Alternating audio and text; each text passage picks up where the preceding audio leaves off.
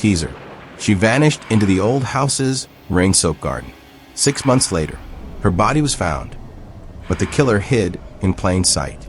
Now my sister's ghost guides me through a maze of lies, ancestors' cryptic letters, a tycoon's buried sins, the uncle we all trusted, and the house whispers, he's still here. But some truths bleed sharper than knives. Phase 1. Shadows that do not die. When we moved into this house, I felt that something was wrong.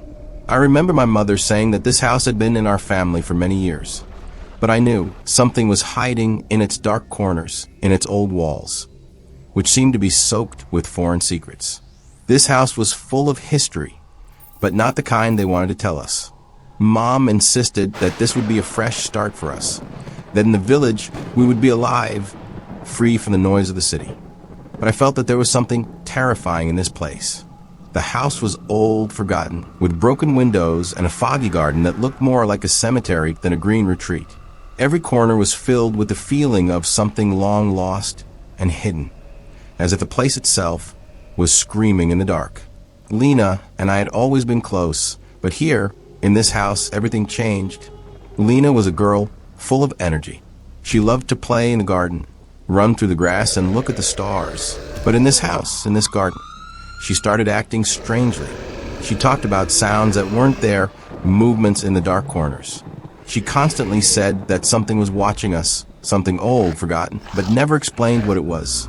Mom and I always dismissed it as childish imagination, but I knew something wasn't right. With each passing day, this house seemed to consume us more and more. Phase 2, the mystery of disappearance. One evening when I was 16 and Lena was just 14, everything changed. Lena disappeared. I still remember that day. It was an ordinary rainy evening, and I was sitting in my room reading a book. Mom was in the kitchen cooking dinner. Lena went outside like she always did.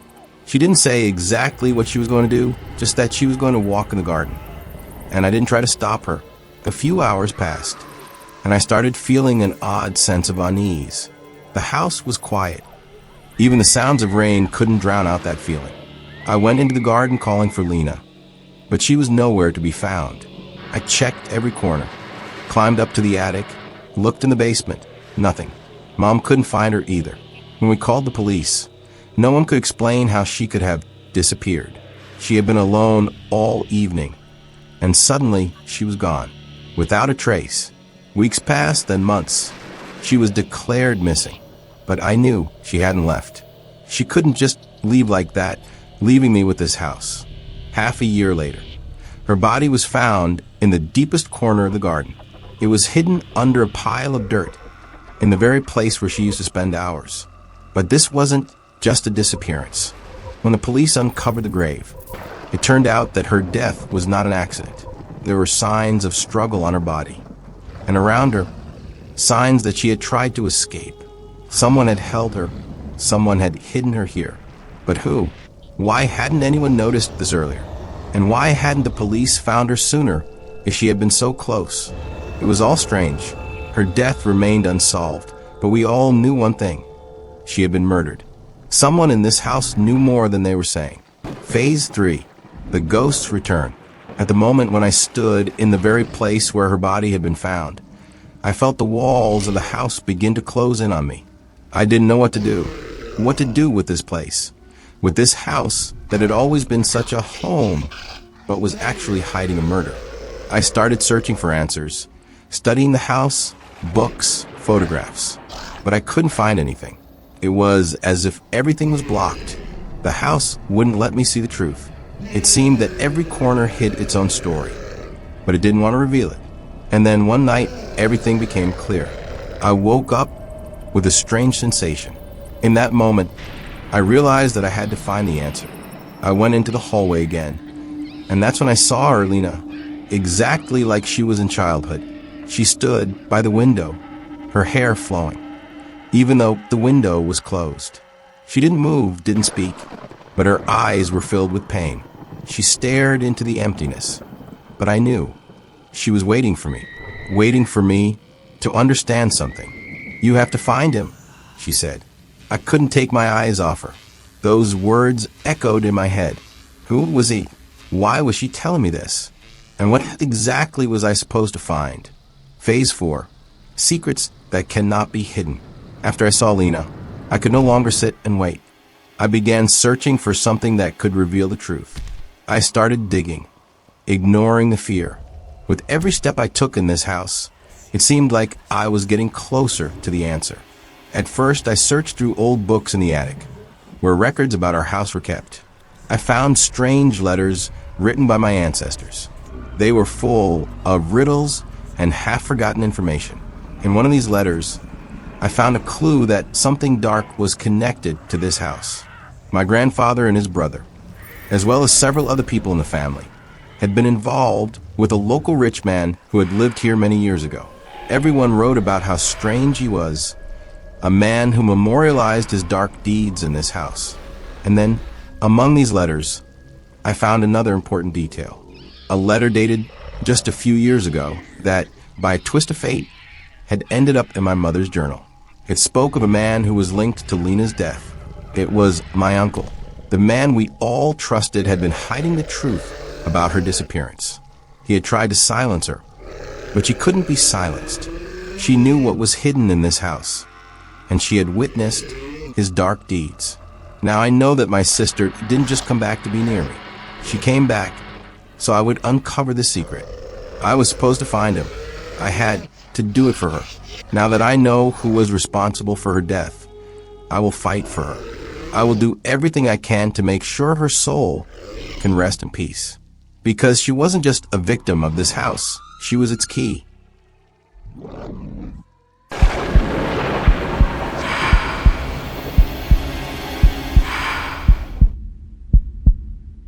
Short announcement. What if the hospital you ended up in turned out to be a trap?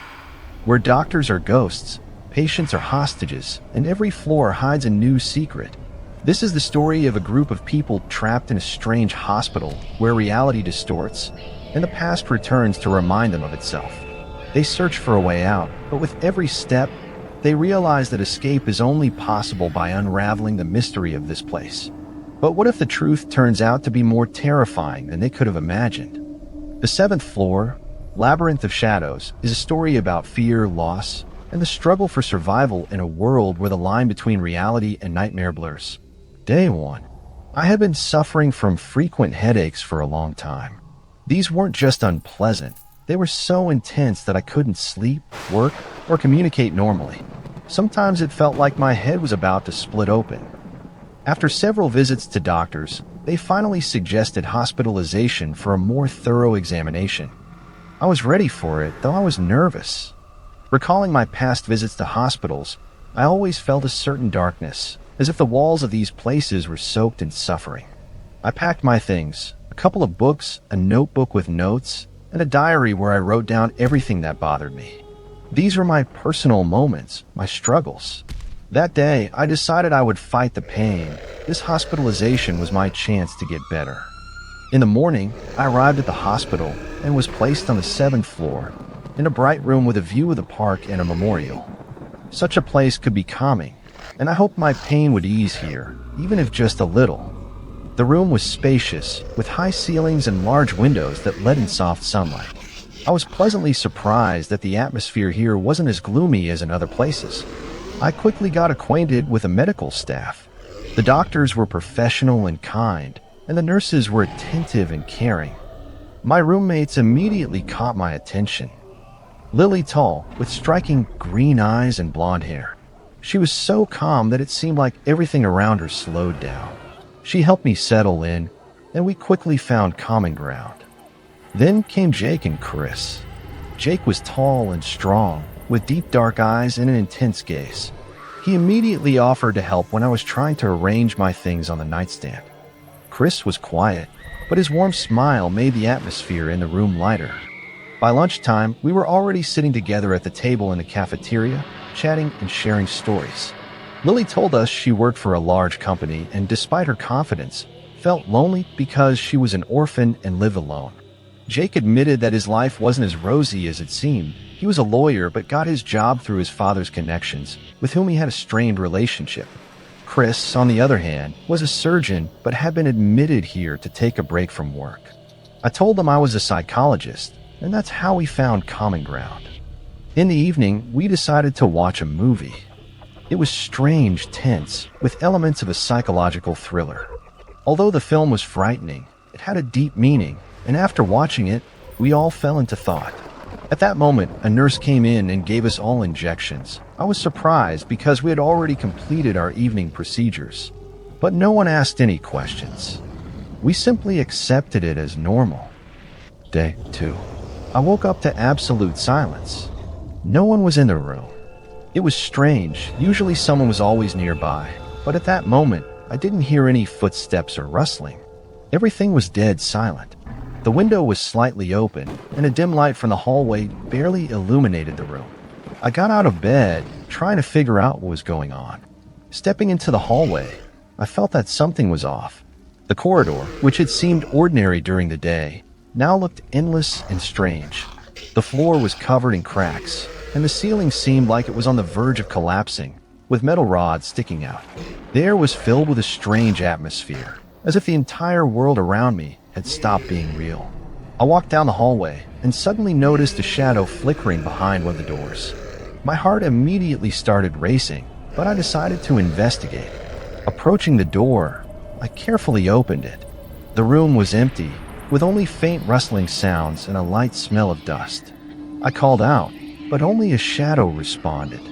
I turned around and saw Lily, trembling with fear, hiding behind a bed. "What's going on? Where is everyone?" I asked. Lily didn't answer, just pointed at the door and whispered, "There's someone there." I felt chills run down my spine. We stepped into the hallway and, listening closely, saw another shadow standing right across from our room. Lily and I grabbed each other's hands and hid behind a bed. The door opened, and Jake walked in. "Lily, are you here?" he whispered. We sighed with relief.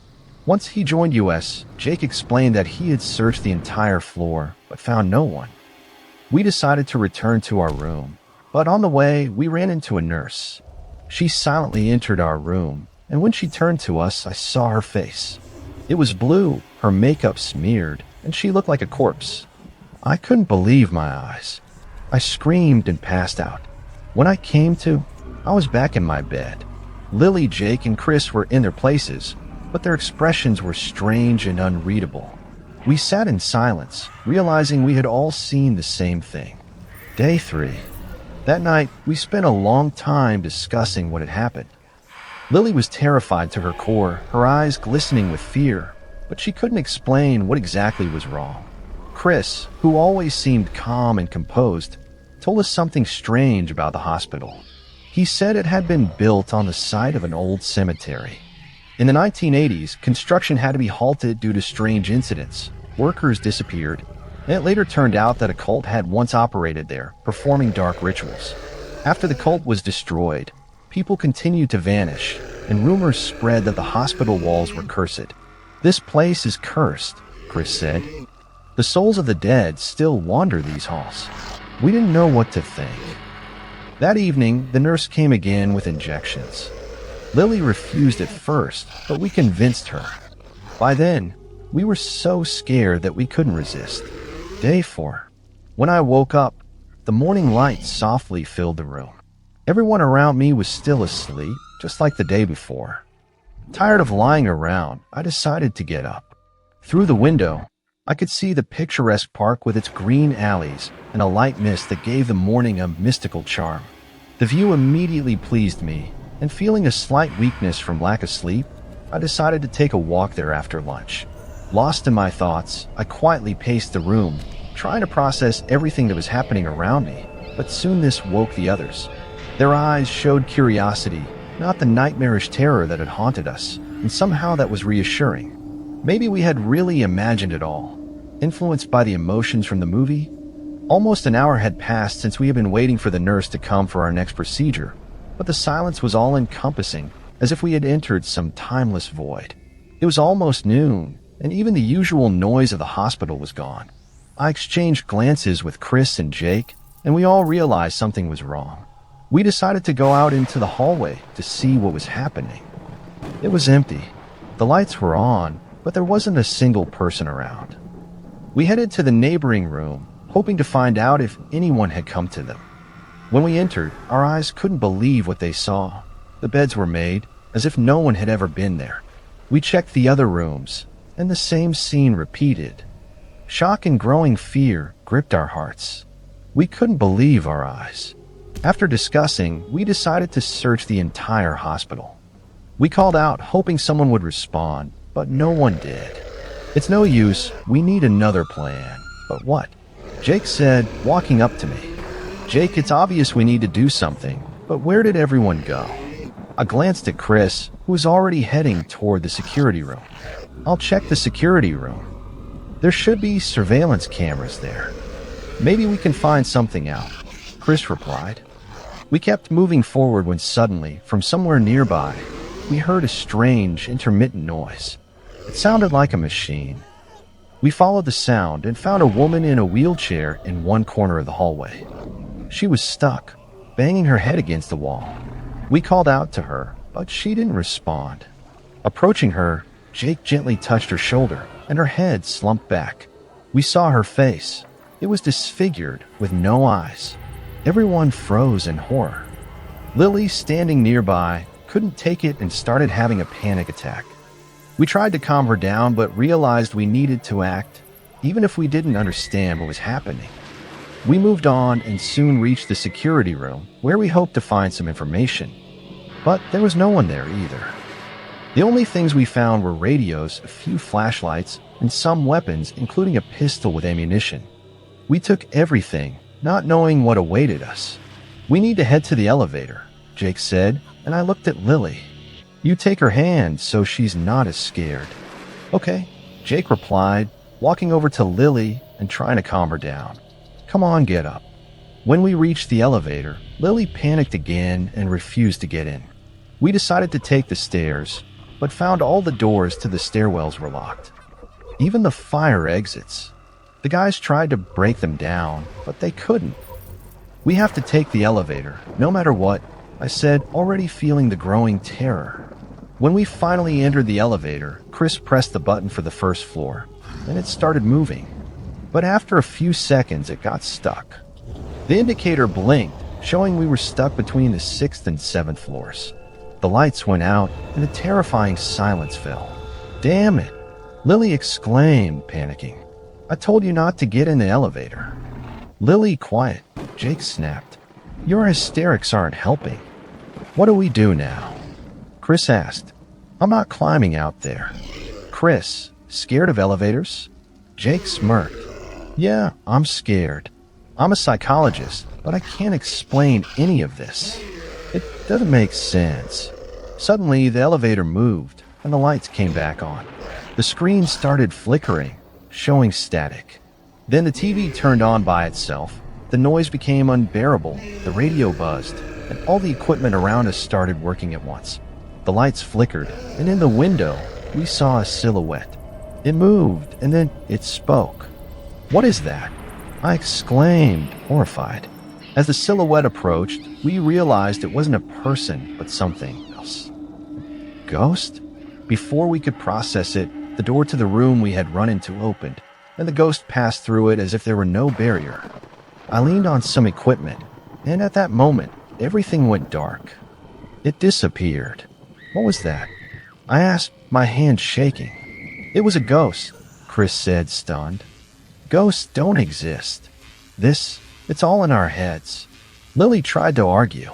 Calm down, Lily, Jake said. We're all in shock, but we need to keep moving. We left that room and found ourselves in another. It was filled with cabinets, and as I walked past one, something fell. I looked inside and saw long fingers reaching out toward me.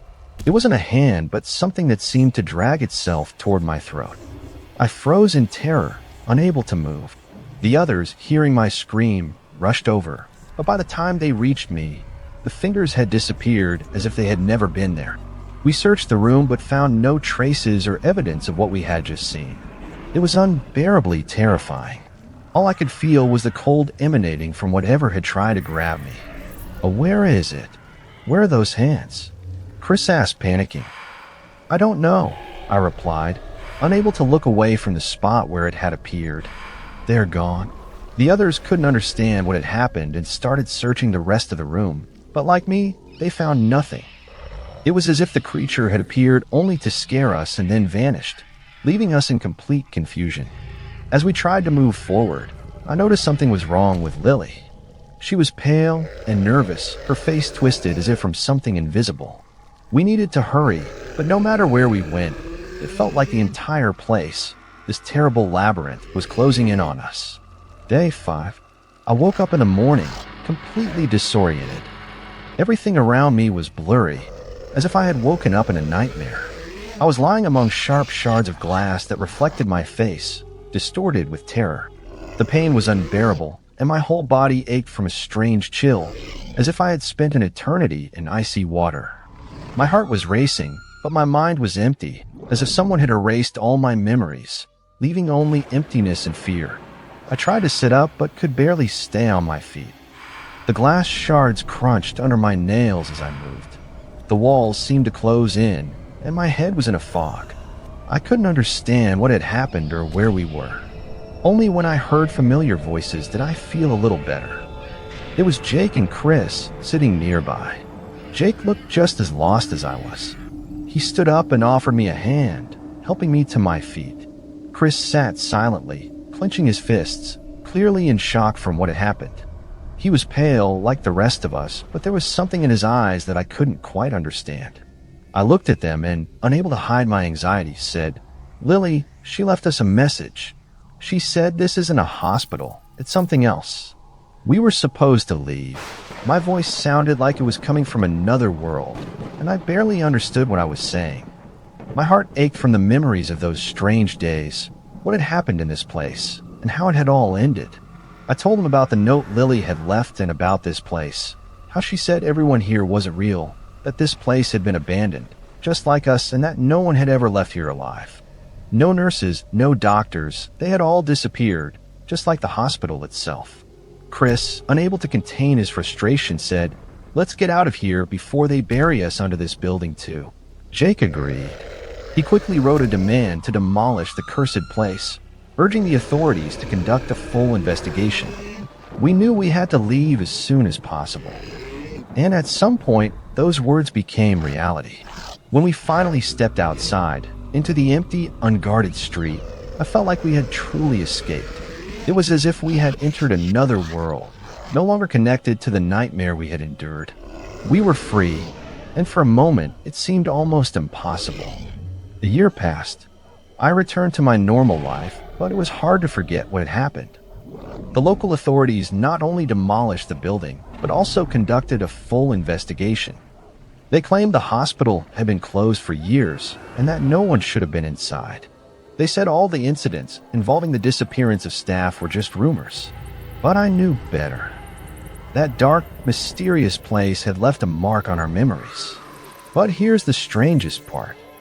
Jake, Chris, and I stayed in touch, though with each passing month, the memories of that place and what we had experienced began to fade, becoming less significant. We tried to return to normal life, but one thing still haunted us. We always thought about Lily.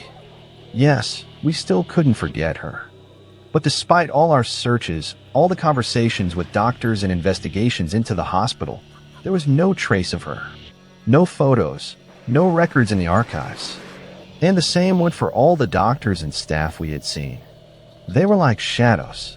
I often think that hospital only existed in our minds, something we couldn't comprehend. It's absurd and terrifying to think we became part of some horrific experiment. Everything that had seemed normal to us was now distorted. Lily was gone. The hospital was gone. And no one was there. Just us. And the monstrous emptiness that had been watching us.